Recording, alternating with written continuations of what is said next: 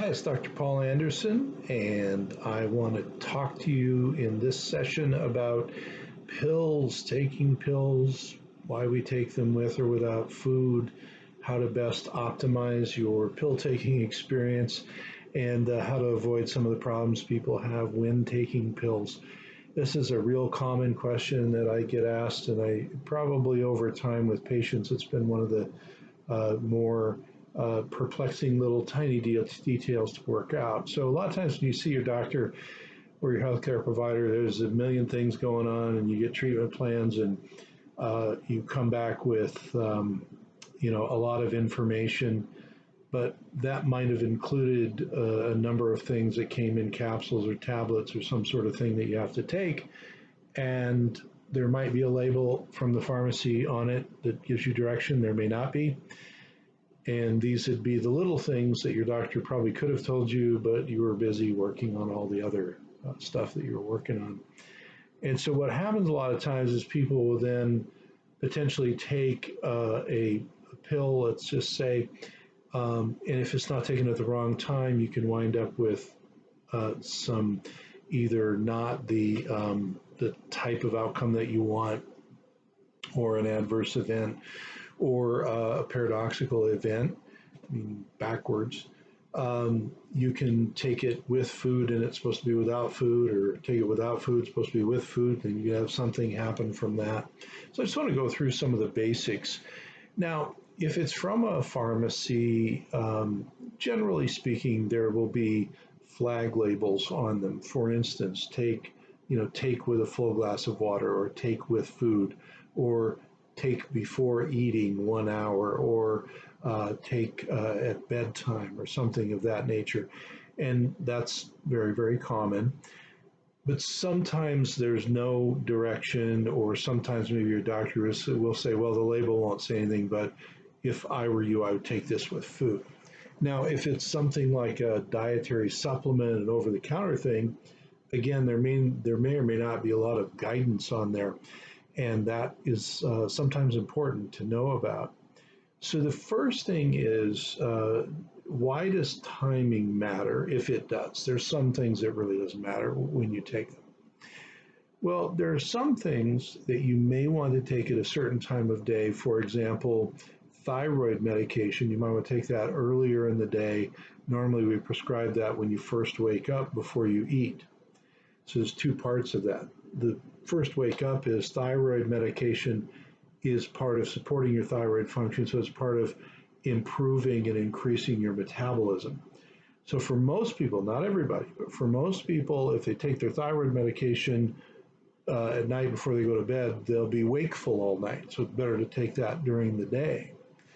Now there's another, so thyroid is a hormone. There's another hormone mostly taken by women, sometimes taken by men, called micronized progesterone in oil. It's a common prescription, so it's a very fine version of progesterone, the hormone, in an oil base. Well, the oil base helps it absorb really fast. But unlike thyroid that ramps up your metabolism, progesterone in oil rapidly enters your bloodstream, and it creates an upsurge in calming neurochemicals. And so if you take that in the morning, you might actually fall asleep or be very tired. So we tend to give that to people, dinner or usually bedtime. So timing can matter. Now, there are other things where the timing doesn't matter for the biological or pharmacological effect, but the timing matters because you have a need for pharmacology purposes to split the dose up through the day. Because what you want when you have a drug or even a nutrient or whatever going in your body is there's going to be a peak where you've absorbed the max amount, and then if you don't take any more, it's going to go down, and you hit a low point, a trough. Now, if you stop taking it, it just goes all the way down and eventually leaves you. But the idea is that with dosing being regular, and you see this with some prescriptions where they'll say, you only need one a day, or some pills you need to take 4 or 5 times a day. A lot of them are 2 or 3. The idea with that is so that the drug or the nutrient or whatever is in at a steady state. So the highs and the lows are there, but they're more evened out. So if like an antibiotic where you want to have a decent amount of antibiotic in your bloodstream is eliminated rather quickly, it might actually have you taking it breakfast, lunch, and dinner, or even sometimes breakfast, lunch, dinner, and bedtime. Okay, that could be true for other antidepressants. You see this way, et cetera. So the reason for that, and the reason not to take if you have a medication, et cetera, the reason not to take that medication and say, well, it's 3 pills a day, I'll just take all 3 at breakfast, is because they're trying to have a persistent effect through the day. So if that is to kill microbes with an antibiotic type drug, you want it going in at steady state. If it's to help you with your depression, you don't want it on and off, right? So timing matters for many reasons like that.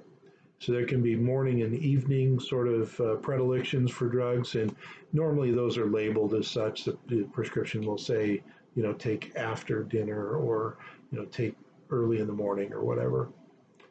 Now, the next question a lot of people will ask is, well, should I take everything with food? Should I take everything on an empty stomach? Does it matter? Does anyone care? Well, sometimes they'll definitely be labeled, such as, the thyroid is usually taken on an empty stomach, and that's because thyroid is absorbed very poorly when there's a lot of certain types of food and macronutrients in your GI tract. So you're better off on an empty stomach with that. There's other things that really doesn't matter. But sometimes we will write the prescription and say, take with meals, because the drug or even the supplement, et cetera, is sort of infamous for causing stomach upset. So the last thing that you want is to have a medication, supplement, whatever, sitting in your stomach lining and make you throw up, which can happen. So if something says to take with food, it could be due to that effect. Now, one of the keys about this is taking with food, if you have an upset stomach from something, taking with food is best done in the middle of a meal, not at the end or the beginning. And people say, well, it says take with food. Why don't I take it and then I eat my meal? I'm taking it with food. You are. Or I get to the end of the meal, I forgot, I take it then. That's what. Now, if you don't get any stomach upset, that's fine. But many things have a nauseating effect if they aren't in the middle of the meal. And why is this? Because the nauseating effect usually comes from the fact that the pill goes down, you swallow it, goes into your stomach, and then it gets stuck to the stomach lining. And it's the pill getting stuck there is bad enough. That'll cause a little stomach lining contraction and nausea. But if the pill is stuck there and it opens up and it starts to dissolve, and whatever's in it is even more irritating than the pill was, you can actually have cramping in your stomach and literally vomit from it. Why would middle of a meal help this? Because your stomach works sort of like a cement mixer. It's this kind of bag-like organ. So it's not really round, but it's not a tube like the rest of the digestive tract. So it's this sort of C-shaped bag, and it's constantly moving in 3 different directions all at the same time. So it's literally like a cement mixer mixing cement. So you eat half your meal, get some food in there, pill goes in, you eat the other half of your meal, and it's being digested and churned around like everything else. It's less likely to stick to the stomach lining. I've had people, for example, take the supplement zinc, and some people it's fine. Some people, they've got to take it in the very middle of the meal with a lot of water, because if it hits their stomach lining, they will throw up from it. There's a lot of drugs that are that way too. So they usually say take with food. My advice usually is take it in the middle of the meal. What I do is I have a little medicine cup or little something and just set it next to your plate. And that way you have a reminder, okay, I'm going to eat some of the food. I'm going to take these and eat the rest of the food. Now, the other instructions that can be given other than with food would be before meals. And so that literally means they want it in your stomach before you start eating. And you think, well, you just told us it should be in the middle of the meal. No, if it says before meals, that probably is a pill that doesn't have a bad stomach side effect, but they want it to start to break down in your stomach before the food gets there. And then there's between meals. These are the hardest to remember for most people because we can kind of key off of, oh, I'm going to eat, I'm supposed to take a pill with breakfast and dinner. Easier to remember. Between meals, you usually have to like set an alarm on your phone or your watch or something like that. The between meals ones usually are ones that are designed to absorb best without food there. And generally, those things don't cause a lot of nausea. Now, what if they do? The most important thing you can do with a away from food, like a between meal or when you first wake up or whatever, if you get nausea, is to drink a full glass of water. So you want like, a 12-ounce glass of water to drink with it. Now, if it's not contraindicated, there's nothing on the label that says you couldn't drink juice or whatever, fine. But a lot of things you want enough fluid volume so again it gets to your stomach and digests right away, but it doesn't stick to your stomach lining. Okay. There's some of, for example, the drugs that are used in osteoporosis where you really don't want them getting stuck anywhere on the way down to your stomach, so you're instructed to drink a full glass of water to get it all the way down there. Now, occasionally, and this is something you can ask your pharmacist about, they're this is their job, they're very good at it, and they're extremely well, obviously educated because it's their business. Sometimes it will say, do not take with fill in the blank, do not take with dairy products. Okay. Ask your pharmacist what that means. Like, if I had a little butter, would that be a problem?